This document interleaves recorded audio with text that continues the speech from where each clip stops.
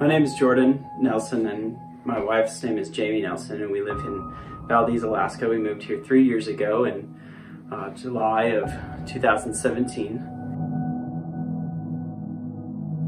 She's a school teacher for the Valdez City School District, and I am a financial and budget analyst for the city of Valdez. One of the things that you might notice in coming to Alaska is food is extremely important. Like, we all think about food and how we're going to preserve our food, and where we're going to put our food and where we're going to get our food. We've shot a moose. The moose fell down. Now we're trying to find said moose. I think part of that is the culture up here in Alaska, especially on a place like Valdez. This guy will feed us for 2 seasons, likely. I want to thank my wife for kicking me out of the house, even when I'm dead tired. Now what? This thing is half submerged in water. Now the work starts. You know, this is the Any Bull unit, so anything was legal with horns.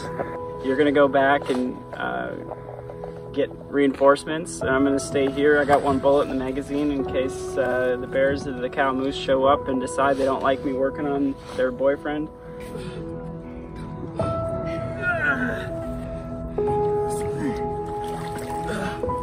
You 2 quarters on one side, pull the skin all the way back, and then pull the quarters off, flip the animal, quarter the other 2, remove the skin entirely, and now we just remove the neck meat, which is good burger, and the hips, which is decent steak. What are you doing, Joey? Sharpening some knives for the boys. Valdez is at the end of the road. It's a small community, a long ways from any type of major municipality or major hub.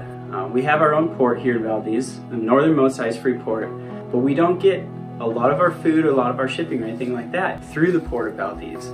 It comes via the road system, and we're roughly 330 miles from Anchorage. Medical students and a nurse on scene, and they're impressed with the size of this heart. As you can see, it's as big as my head. This is a small moose, but sizable heart, about as big as a football.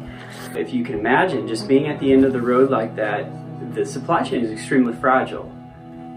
We spend a lot of time thinking about that and preparing for the eventual shutdown of that supply chain. Often, avalanches will close the pass in the winter. This happened 3 times last winter, 3 separate occasions. One major avalanche closed it for 3 days. We're here at Bruce and Shirley Kane's house in Glen Allen, and they are set up, as you can see, to receive and process moose. And one of the things that Bruce has that not a lot of folks do is a good meat saw, bandsaw. And so he can make excellent T-bone steaks out of both sides of this spinal column. So we're gonna let this meat sit for 7 days or so, or let it hang and let it cure just a little bit. We wiped it down with vinegar and tried to clean off some of the swamp marinade, and as it has been seasoned with Alaska's finest herbs and spices, but it's ready to go. It's a fair bit of meat, you might say. Having that backup food supply is extremely important. So we can a lot of things, pressure can meats and that kind of thing, and often Alaskans will have a meat freezer and a fish freezer. That's where we stand.